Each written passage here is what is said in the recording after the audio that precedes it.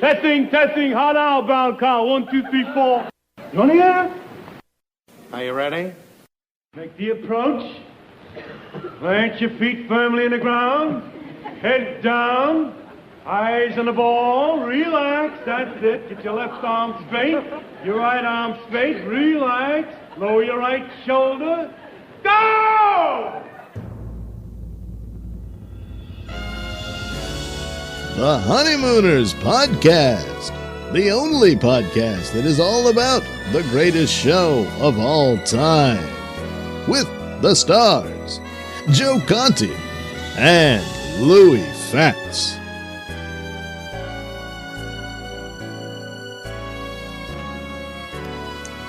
Welcome, fellow raccoons and members of the Women's Auxiliary. What's happening, all you Hurricanes, Bensonhurst Bombers, and all you fortunes of the world? You're listening to the Honeymooners Podcast with me, Joe Conti, and my pal, Louis Fatts. Look, you two are good at making complaints, aren't you? Well, let me tell you something. There ain't no janitor. He just quit. And you know why he quit? He quit on account of you and you. That's all I got, Joe, because I need the rest for another That's time. all you got? You ran out of ink, Lou? The only discussion-based podcast. The second half is for another show. All about the greatest show of all time. We record in the Non-Productive Studios at 328 Chauncey Street in Brooklyn, New York. Subscribe to the show wherever you get your podcast. And if you're on iTunes, give us a 5-star rating and leave a positive review because we read them. Yeah, we do.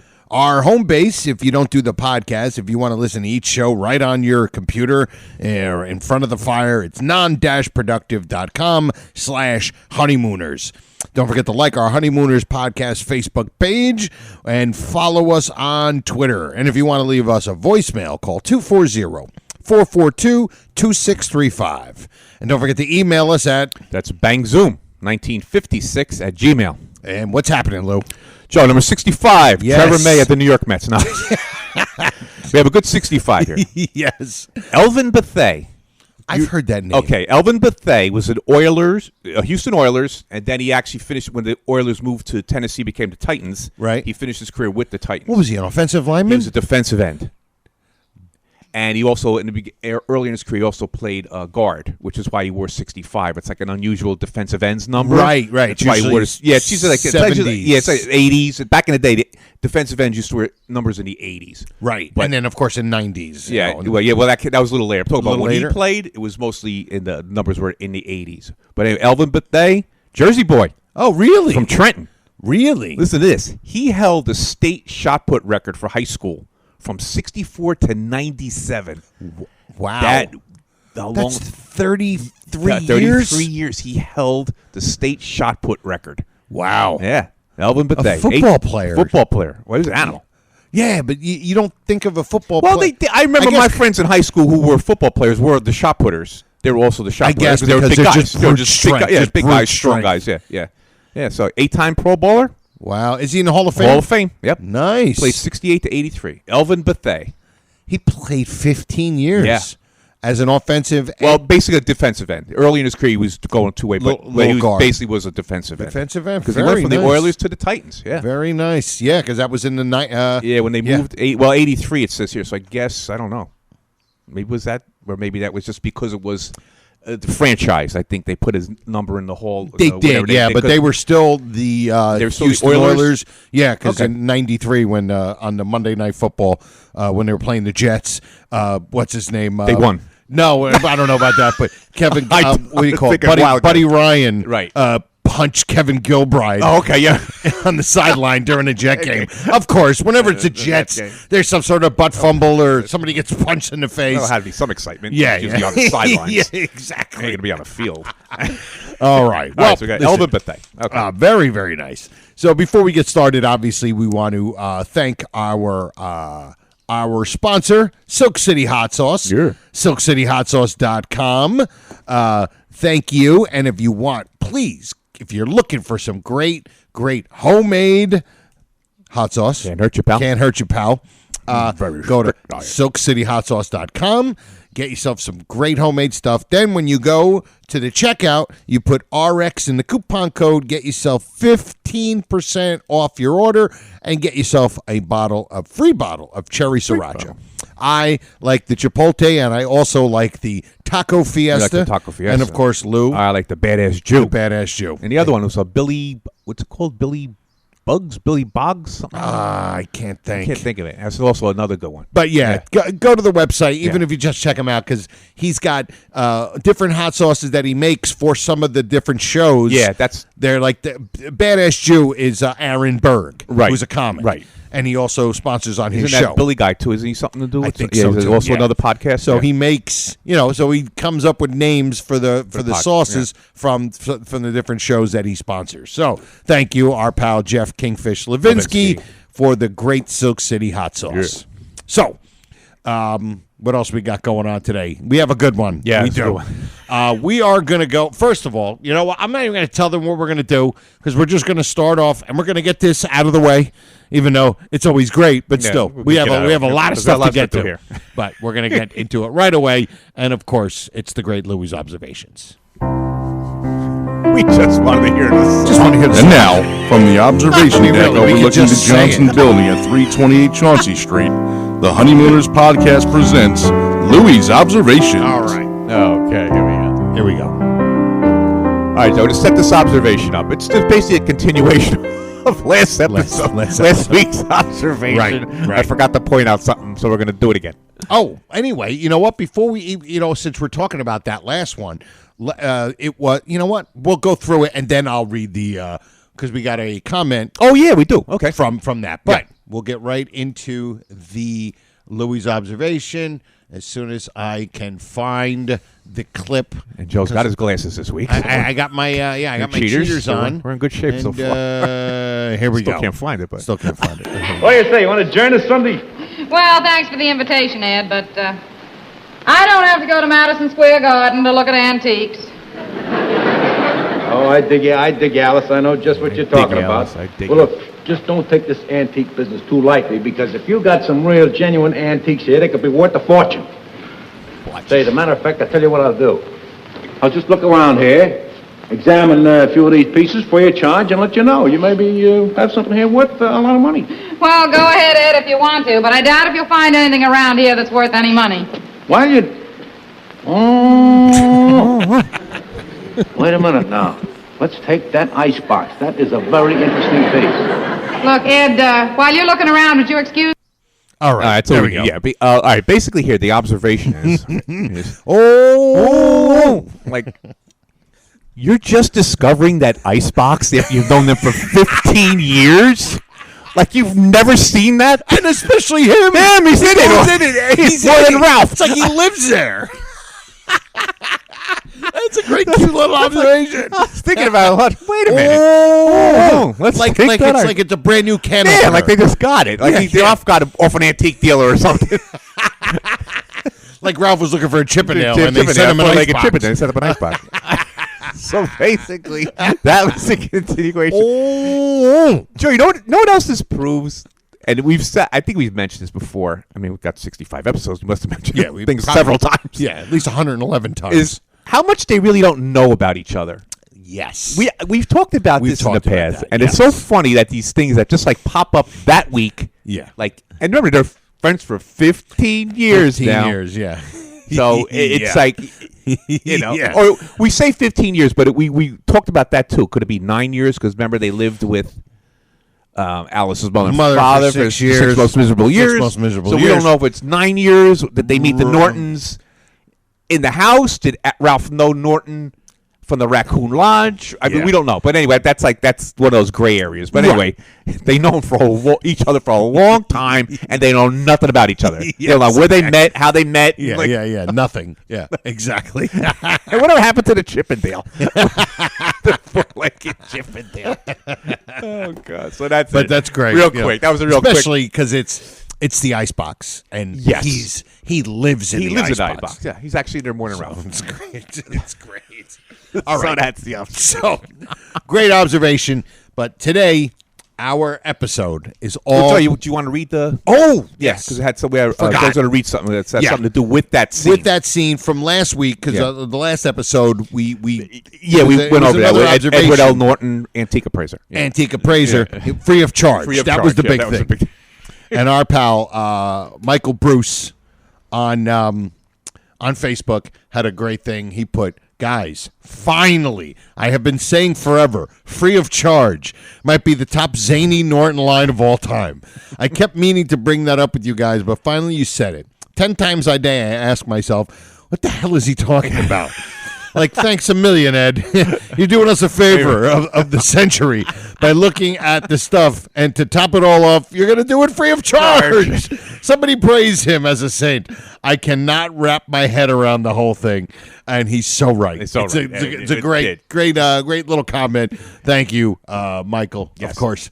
And all right, so now, Okay. this episode 65 is all about one and dones. One and dones. And this was something that the Bibbs, the great brother Bibbs, kind of gave us the idea. Said you guys should do something about one and done. So me and Louie have done our top 3, no specific order because you can't put them in. No, order. you can't put them. It's hard, like it's you hard know. to even come up with 3. I mean, Yeah, to God, narrow it top down to 3. 3. Yeah. But it's our top 3 one and dones. One and done. So remember, they got to be one and done. One and done, not like one character, but they've been in 2 or 3 episodes. Like the mother-in-law, but she's been in like She's 3. been in 3 episodes, so we can't use her. Can't use her, right? So we're gonna go with, and we're just there's no specific order. It's really hard to come up with which is your favorite. All right, but we're gonna go with Louie's, and this is one of Louie's favorites. And we got a little clip for each one, because you guys all have ADD and nobody can pay attention unless they got the thing going.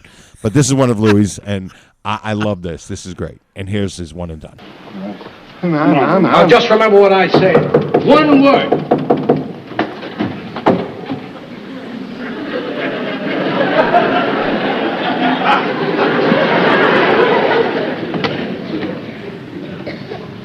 Cramden? I don't know anything. Police Department, Mr. Cramden. I don't know nothing. Now, look, you're in a bad spot, you know that? I'm going to tell you just what I told your pal down at the pool room. Your safety and your life is in danger if you don't give us a description. I didn't see anything. These fellas are killers. They shot the night watchman. I don't know anything. You don't know anything, huh? All right, I'm going to give you a break. I'm leaving a policeman downstairs to look after you overnight. But if you don't tell us what you know by morning, you're on your own. If you're not a witness, you're not entitled to police protection. And thanks for nothing. Welcome. Oh, when Lou first said that, I'm like, what? And then I thought of it. I'm like, it is a great one and He's done. my favorite one and done. I mean, I know Mark is happy because we're into Trapped again, but Yeah, really. But- It's from Trapped, right? the guy is great. He's an old-time actor. Yeah. He's played detectives. He's played crooks. He comes Yeah. in, and he's very Bogartish. You get like that Humphrey Bogart is vibe true. from him. Yes, Even yes. the voice. Yep. And Mr. he's- Cramden. Mr. Cramden. You know, and Yeah. it's just, he's just great. He's just So great. he either plays the good guy or the bad or the bad guy in movies. He's been Right. he's been like that typecast type guy, you know, in those typical 1930s, Well, 40. you look at him. He's a bigger guy. Yeah, he's taller. yeah, He's taller than Jackie Gleason. Gleason. So he's you know, like, so okay, he's got, got you the know, overcoat on and right. a hat, like they all wore overcoats and hats Yeah, in those yeah. days. I haven't worn I have overcoats. I haven't worn an overcoat in like 1,000 years. Yeah, I don't These know. people always have Everybody- overcoats. I just wonder how they did it I in know. the 40s and 50s. Like everybody had hat head. Hats, hat head, suits, Suits and overcoats. Overcoats, yeah. Nobody had like not one person had an Elvis T-shirt on. That's how they went. That's how they hung out. That's how everybody hung out. out, Yeah, So anyway. that's what made Norton, and we can't get off to, but that's what made Norton so unique looking. Yeah. because he didn't wear that. Yeah, well, everybody else yeah. did. Yeah. But anyway, Anyway, okay, I let's get off on a digress. tangent. But But- that's what's great about it. He's such Yes. a great. He's a great actor. Yeah, yeah. He's a great actor. He's great. I mean, not that like George Petrie isn't, and what's his name? The other guy. Oh, yeah. Who plays? Plays everybody else. Plays everybody. Yeah. I can't. Frank Marth. Frank Marth. Yeah. I mean, not that they're great actors, but I think we're so used to them, Right. That when you see this person, this different person coming across as this strong character, Yes. and he does it perfectly. Yeah. That's why he's my number. He's my number one. He was made. He was made to play. He's that. my number Absolutely. one. That's why he's my number one. All right. So now I have mine, and this one, it's almost similar in a sense where he's probably on screen just as quick, probably faster, but I love it. And this is from the $99,000 answer. Go. All right. This one might throw you. This one goes back a little ways. Ready?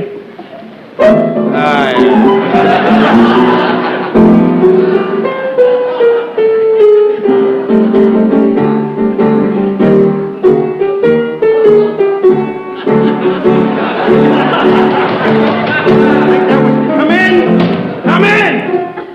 Oh, there he is, Jealous McGarry. Why don't you shut up in here? You're driving everybody crazy. I'm not driving anybody crazy. You're just jealous, that's all. And do you know why you're jealous? Because you know that at this time tomorrow night, my picture will be on the front page of every newspaper in the country. Well, so will mine. For killing you.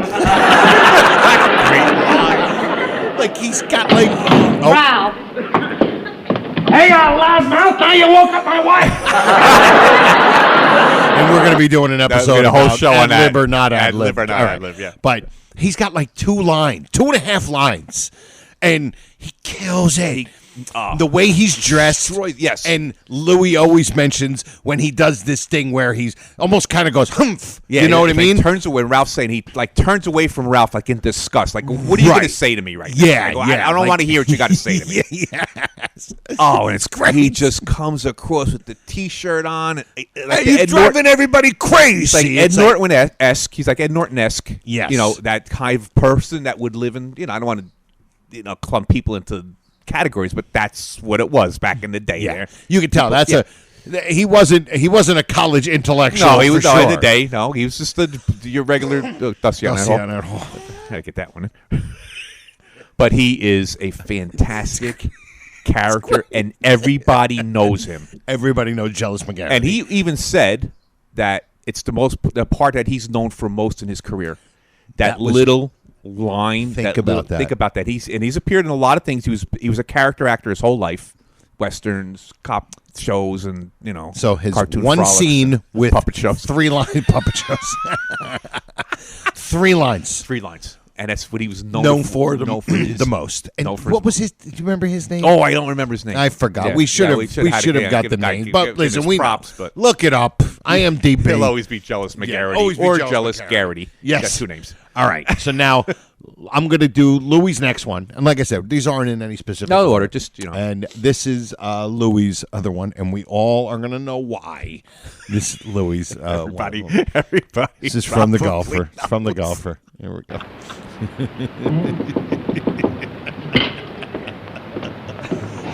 Yes? Ralph Cramden? Oh, yes, sir. How are you, Mr. Douglas? Come right in. Well, I see you know me, huh? Oh, certainly. Alice, this is Mr. Douglas. He's one of the vice presidents of the Gotham Bus Company. How do you do, Mr. Crampton? Crampton, I'm sorry to intrude at this hour, but I just left Mr. Harper in the hospital, and he asked me to drop by and see you.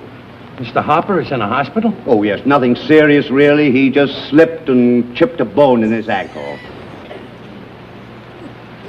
Chipped a bone in his ankle? I mean, he chipped a bone in his ankle.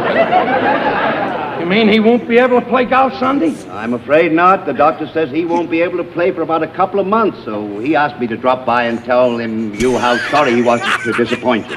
Boy, that's great. I mean, what a disappointment this is. It's always funny. It's the anticipation. It's just waiting for it. It's like you just know it's going to pop out and hit you in the face. You don't care. You're still going to pop that thing open. The great Mr. Douglas.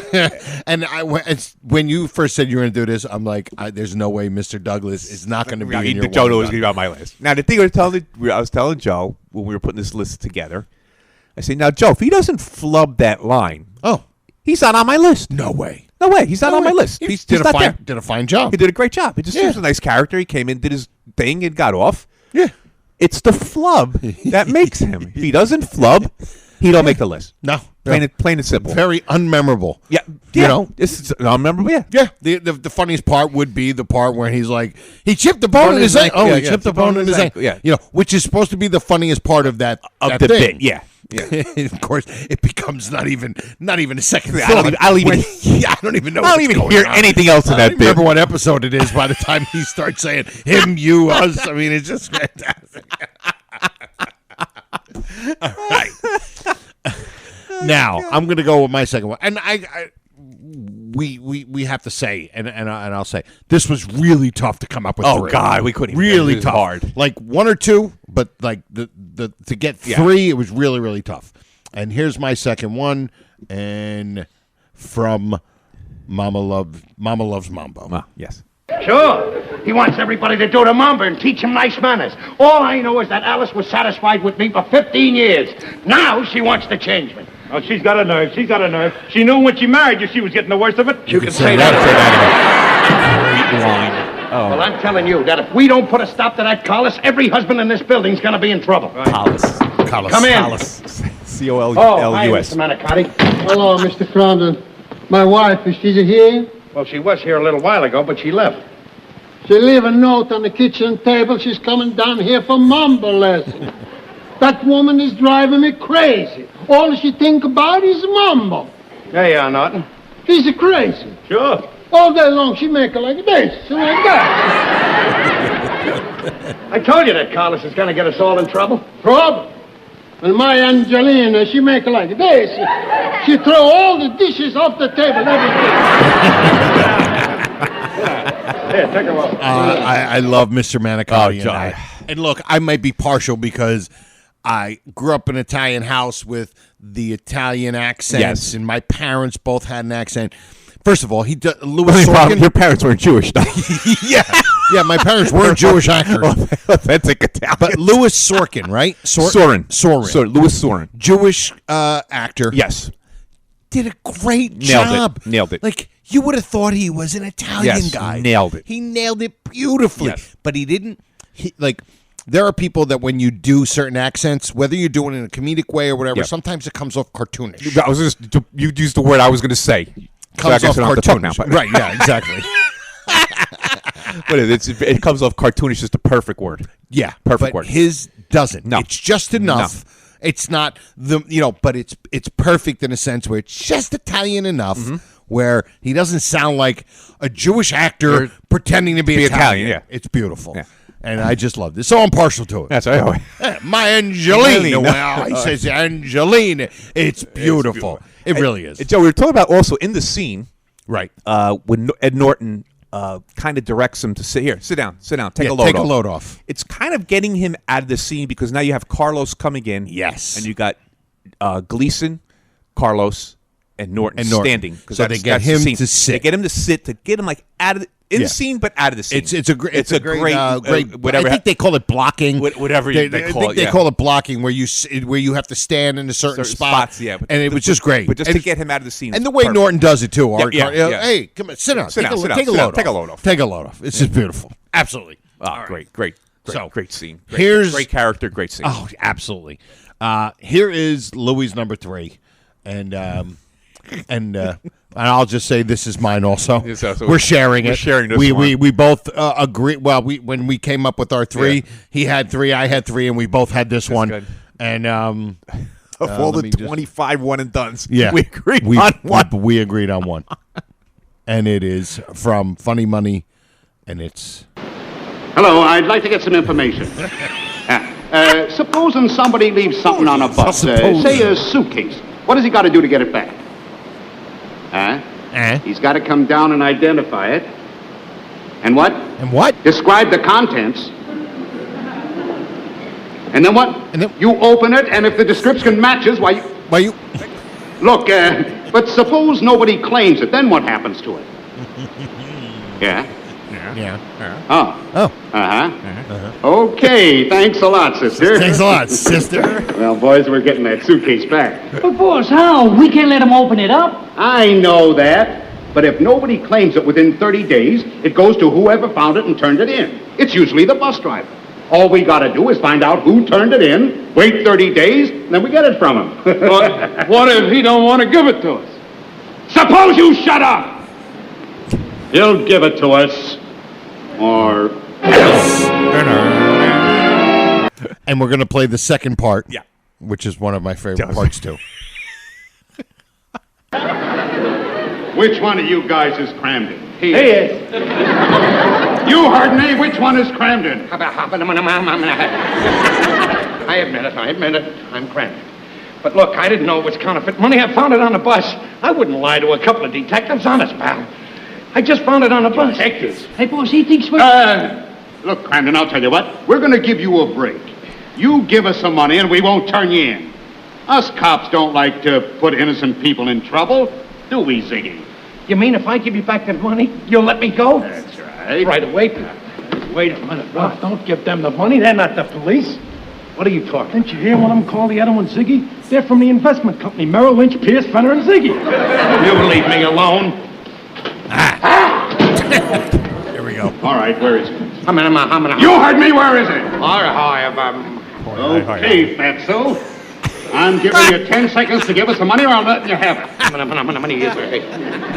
seconds. 5 seconds. Boss. Great. I love it. Out of the 20, like you said, there's probably 20 good or decent ones that we could go to. We're going to go through the also. We're going to go. We have an also eligible list or an honorable mention list. Absolutely, and we're going to go through them. But people are probably saying out there, how about blah, blah, blah. Right, anyway, right. I mean, yeah. But what's it? Alper, right? Boris Alplum. Applum. Or something like that, yeah. And I guess his name is Barney. We discussed this last week. We thought they got it from the Lost episode. Whatever, yeah. But what a great character. Oh, great character. Just one thing I want to mention, too, about him, Joe. In this scene, the first one, when he's on the phone. Right. His phone conversations is kind of realistic. Yes. Where he's not rambling quickly. He's almost like he's having a conversation with the person on the other end. Letting the audience know what the person is saying that he's acknowledging. Yes, he's acknowledged because he has to. It's a good way Very of doing Bob it. Newhart-like. Yes. Bob Newhart was great at that, comedic-wise. When he did that, he used to do his telephone scene. Newhart was phenomenal with that. Awesome with that. But it's funny, the conversation. I was listening to the other day, and I was like, wow, this is really a good he's selling this conversation like he's really talking with someone. With somebody on the phone. So I just wanted to get that in. Great. That's how great he is. Oh, that's why Boss is on our list. And here's my only little question. When the guy says, what if he don't want to give it to us? Right. I think the guy was supposed to say, suppose he doesn't want to give it to us. Yeah. Because he goes, suppose you shut up. There you go. Perfect. And I think it would have made it funnier. Right. Because he goes, what if he doesn't want to give it to us? Suppose you shut up. Well, he probably, it would have. It's just that sounds 100% right. That would make the joke better. It would make the joke better. So because if he would have said, "What if you don't give it to us? What if you shut up?" Yeah. There's no way he said, "Suppose you shut up." Yeah. When he was supposed to say, "Why don't you?" That's a. So I think he should have said, I agree "Suppose," which would have been funny because for this thug, to say, "Suppose he don't want to give it. Suppose he don't want to give it to us." Suppose. Yeah. No thug is going to say "suppose," which would have made it funnier. Supposing you shut up. So I just think that would. Yeah, that could be. So Jim Bowles blows his one and only line. He just moved into the Mr. Douglas. he didn't stumble over it, but he popped. No. I'm agreeing with you on that one. I'm agreeing with you. I think that's really good. Makes the joke. Yes, it makes the joke better. Yes. But yeah, what a great and fatso. And we love the looking at the watch thing. The looking at the watch. Giving him 5 seconds. 5 seconds. 5 seconds. He's looking at the watch. Oh, it's fantastic. Oh, it's great. Fantastic. It's great. So, those are our top three. Yeah. We share the one.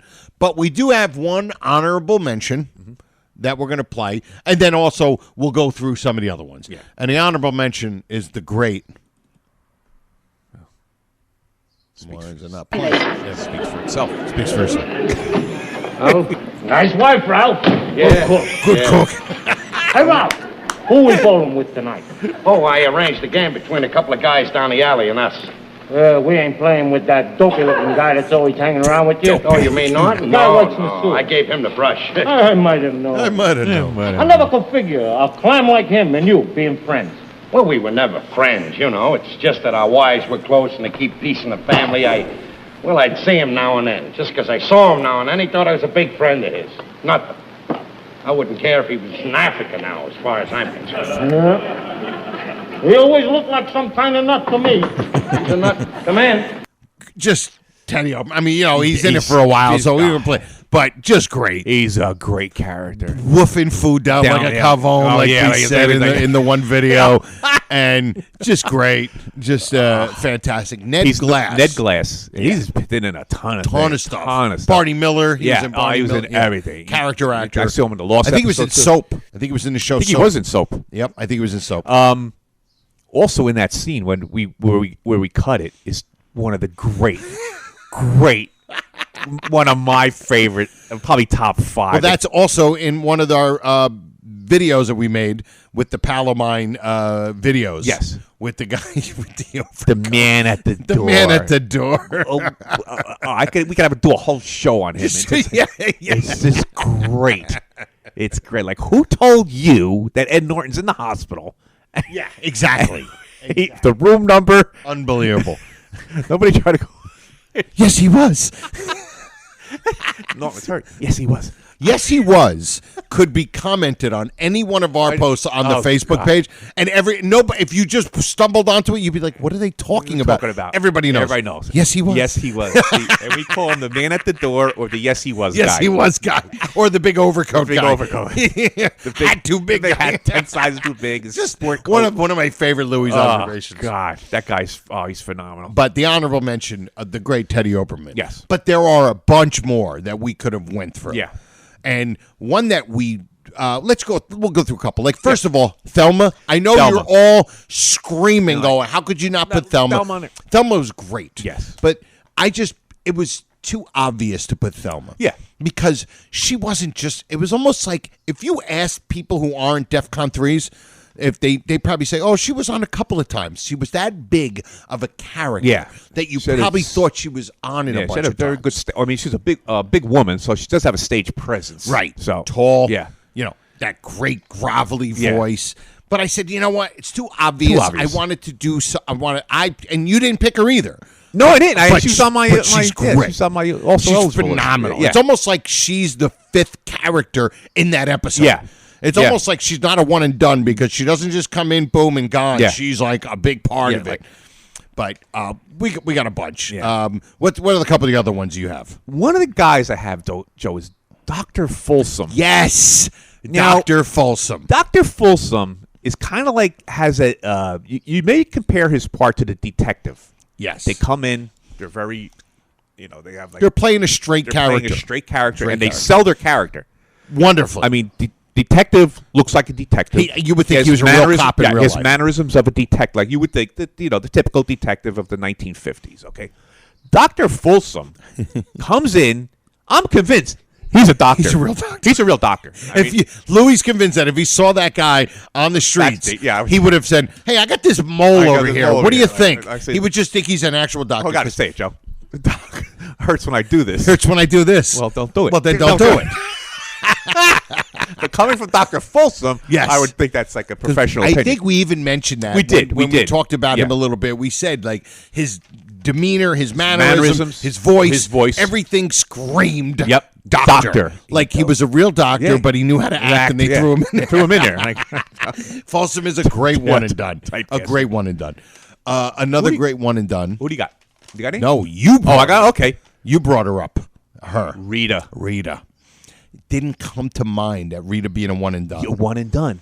But Rita was so pivotal yes. in making that scene, the great scene, because she was, like we talked about it before the show, she didn't have a lot of funny lines. No. But she was the setup to almost every funny moment in that whole scene. Joe, just physically, when she first walks in. Saunters in, and that starts it going, because everybody knows, like Ralph, and he's drooling. Right. His and eyes he was are already planning on going to be smoothing her up anyway. Yeah. He was already planning on, being nice to her. Like, we don't see her. We hear her when she's talking to Twinkles about the cookies. Right. Now, we don't see her, but we hear her. Right. So now we're anticipating what is Rita. Now we hear the voice, so you're going to try to put that voice to a body, right? Correct. And then when she comes in, saunters in, as you say, and then it just sets up the whole scene. Yeah. The audience is screaming. Right. Absolutely. Her lines are set up lines. She just says nothing funny. Right. But every line she says is a setup for somebody else's line. And even gets a laugh because of the predicament. Like when she says, don't you have certain things you like to call your husbands? Yeah. In a vacuum. Not funny. Not funny. But that gets a laugh because the anticipation of what's being said. Right. And and the other one was, oh, I love it. Yeah. Sets up Norton. Yeah. With the with boys the, at the pool room. Boys at the pool room. Whatever, Love it. yeah. And then, oh, Tubby, Yeah. I love it. Yeah, it's a darling name. Tubby's a darling name. Tubby's a darling name. Right, exactly. Just all of it. She's just great. Yeah. She's a great one and done. Oh, great one and done. And even if you want to go with Twinkles, Twinkles is a good one and done. But he's not one. He's actually not. Oh, that's right. He appears in the Raccoon in the Lodge. Raccoon in the Something Fishy. Something Fishy. Yeah. He's be sitting behind Norton in the Raccoon Lodge. Correct. But Rita's great. Who else do you have? All right, so we have Mr. Fabersham. You know what? I would have never thought of Mr. Fabersham, but he's great because he is the things that he does just ricochets humor throughout the whole, the scene that he's in. Right.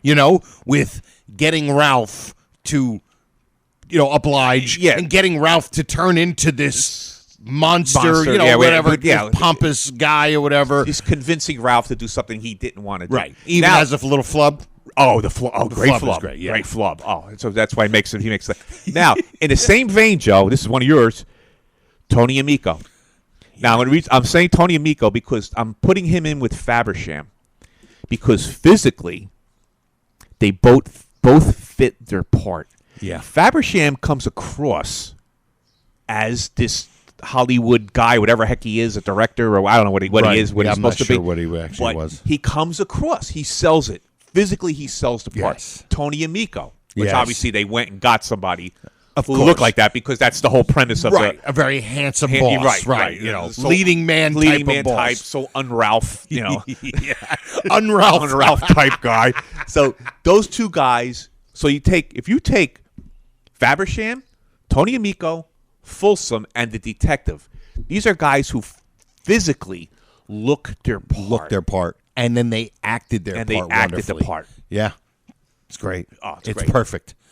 And that goes to casting. That's it casting, really yeah. does. Yeah. That's just great casting. Because that's probably why they picked those guys, because they had the Petries and Frank Martin. They were going to, because those guys were their regular guys, and they were going to be able to play all these other parts. But there's some things you can't put over because, Joe, they're too familiar. Yeah. Now, we could see Petrie as Freddie Muller and the guy in the what you call it, the Dog Pound and all these other characters, but he plays Danny the crook. Yeah, we could picture him and he's okay. Yeah, but these other parts that were saved for these other guys just worked so well. It was perfect. Just worked, and we got 1,000,000 one and dones. It's I could go on this list, people you wouldn't even think of. Go ahead, go through. We'll just kind of read through some of them. Okay, we got down Mr. Douglas. We have Mr. Bartfeld. Yeah, even Mr. Bartfeld. Mr. Bartfeld. Yeah. Oh, she's very good. Yes. Yes. And then you know what? How about Mrs. Stevens? Mrs. Stevens. Another one. Right? You got Agnes. Yes. Judy Connors and Wallace. I forgot about Judy Connors and Wallace. And I forgot to mention, Agnes. Agnes was great. Is great. She Agnes played that is great. whiny girl. Yeah. A little spoiled brat. I think we mentioned a couple episodes. A little spoiled brat. She was probably the last of the siblings, and everything was on her. And, absolutely. There's so many. There's just so many. Folsom, Rita. Who we got here? We got Harvey and of course Harvey. I didn't even think. How can we're not even thinking of Harvey? Oh, my God. How could we not even think of Harvey? You know why? Again, because he was such a big role in that episode. Right. You don't think of him as one and done. No. You think of him as the fifth character in the episode. Because he was the Trixie of the episode, so to speak. Yes. And that's probably why. Because we're looking at these guys like the Folsom guy comes in. Right. Good day, good afternoon, in and out. But he's great. Detective comes in and out. Makes their mark, and they're gone. I mean, Boss goes two scenes, but Boss is great because he's the opening scene. Yes. And he's not with, and I think Joe makes it is also Boss's opening scene. He's not with Ralph or Ed. That's true. When you think about that, That's true. Ralph and Ed have nothing to do with his Correct. scene. So you're focused on him. He's boss. the main guy. He's the main guy there, boss. Because when he comes in the second time, Ralph and Ed are Ralph- there. So Ralph you're and Ed are focused there. on them, and he's the And secondary. he's there with him and Ziggy are there. So Yep. he's a sec. Now he becomes, like you just said, he becomes the secondary character, Right. Because Ralph and Ed are there. Yeah. So that's what all this stuff is, and this is just so great. We got Mrs. Gunther, Mr. Putter, Morris Fink. Morris Fink. Oh my God. We could do another episode with really, our next our three next top best. three. But what we want from everybody, Yeah. is try to come up with your top three. It's hard. I'm telling you guys really right hard. now. It's really this hard. is not ESY. This is not ESY. This is difficult. So you got ESY? ESY, easy. ESY. Yeah. What are you, a millennial? What is that? No, easy. I know what the crossword puzzle. Oh, I'm thinking he says EZY. No, He spells it ESY. No, Alice says to him, easy, ESY. I thought she said EZY. I'm wondering. I'm like, what are you, millennial? No, What I are don't, you, like? I don't even none of that stuff. It's ESY. Easy. Okay, now I got you. All right. Sorry. You threw me off. I'm sorry. Hope it don't ruin my game. Okay, You go threw ahead. it off a little bit. But yeah, that's Level, what. So level? either email us your lists or on the Facebook page, and we'll next week we'll start off the show Right. and we'll read some of the lists. Yeah, because there's a lot of them. Yeah. I mean, maybe there's a couple that we didn't even think of. I mean, I got everything in front of me, but I'm Yeah. not going to leave more. I'm not going to read them all off. We'll let you guys. Yeah, absolutely. Let you guys do some. With you. You come up with your own little Absolutely. top three. It's hard. It really Three's is hard. I'm telling you. Only because you got to narrow it down. Got to narrow it down. You got to And narrow it down. Well, like we did, we picked out something. Like I said, Mr. Douglas, I pick him out because of the flub. He don't flub. He don't make my list. Nope. He don't make my list. Yep. He is not even in the top 30. And remember too, like this great character. Mr. Johnson is a great character. Yeah. But he appears twice. So yeah. He's not. He's like. I love Johnson. And Johnson's great. Love I even Johnson. opened the show with my Johnson line, which is my imitation. I thought was pretty good. I was practicing all week. It was very good. Okay, by good. the Thank way. you. Practice it all week. Right. This is going to be our longest episode, by the way. Okay. Besides the any of the hour specials, but yes. So that's everybody's homework for next week. Give us your top three. If you want to do top four, Yeah. whatever. But give us your top three, your favorite one and dones. Yeah. And that's it. So now let's do. You want to do? You know what, Joe? Being that we did the one and done, you said we want to. How about we do a names the same? Okay. Just to get off the subject. Okay. Absolutely. Names the same. Let Get me, off the subject. Don't talk about work. Get off. Get off the subject. And here we go. Here we go.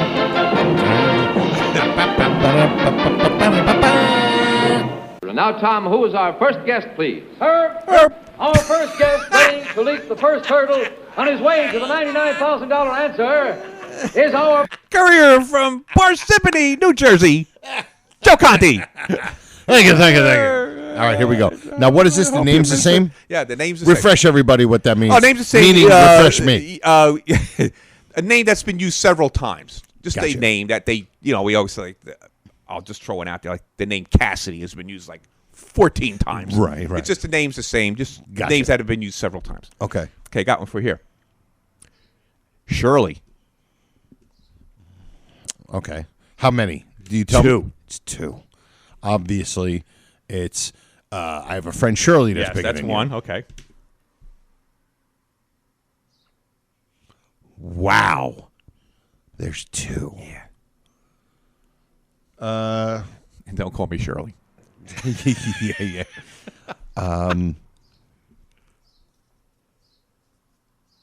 This is hard. This is difficult. Isn't there? But then any again, it's supposed to be difficult. Isn't there any Muriels or Gloria's? Gloria's here? No, there's not that. Oh my God. This is tough. Joe, this is tough. Is this Norton's cousin? No, the orangutan. The orangutan? No, he doesn't No. mention her name. Doesn't mention her name. I'll give you a hint. I'll give you a hint. You need Oh, it. maybe what? Give me a hint. The episode. The episode. Yeah. Okay. Matter of life and death.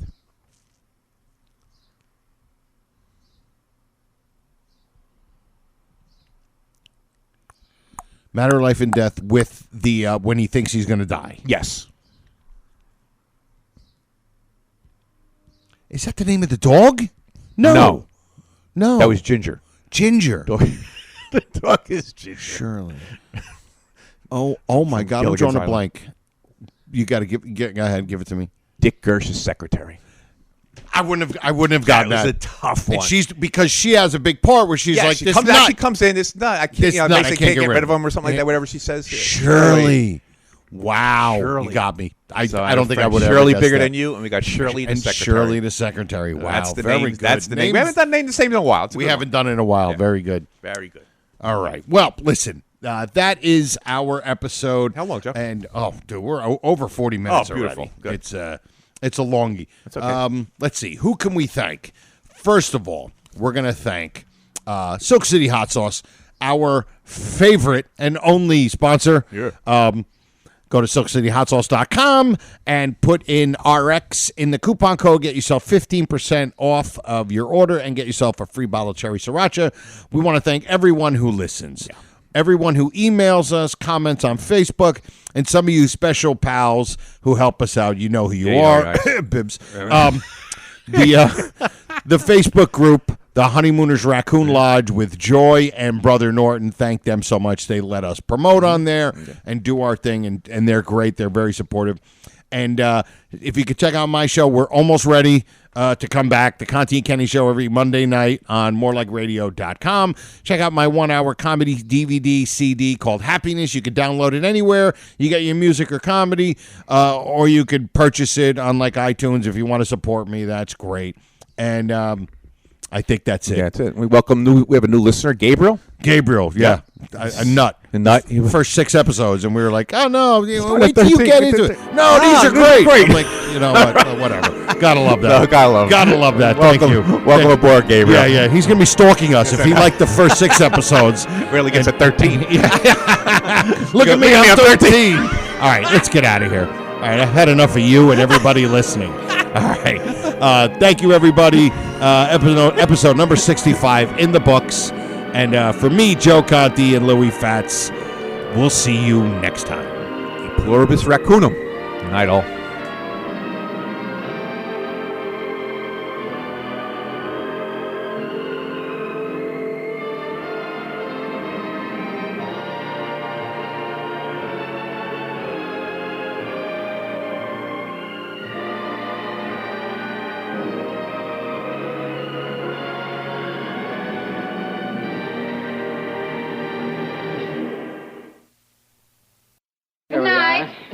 Good night. Good night. We'll have to do this again real soon. How about tomorrow night?